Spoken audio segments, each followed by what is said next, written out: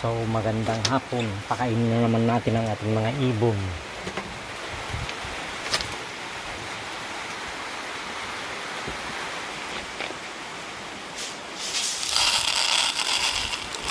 Kasi baka hindi ko matakain man ito.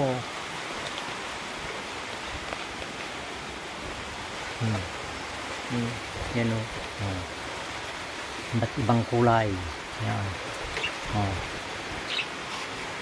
Talagang gutumin na sila.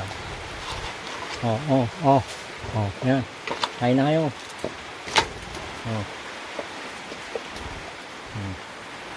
Yan. Kain na. Okay.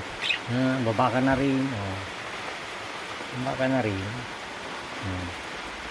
Sige, kain na kayo. May tubig pa naman.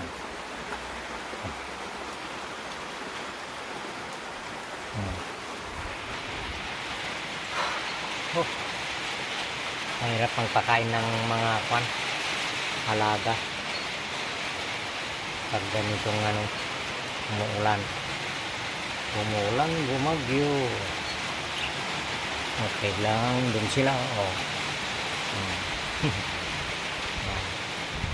Yan ang sinasabi nila. Yan.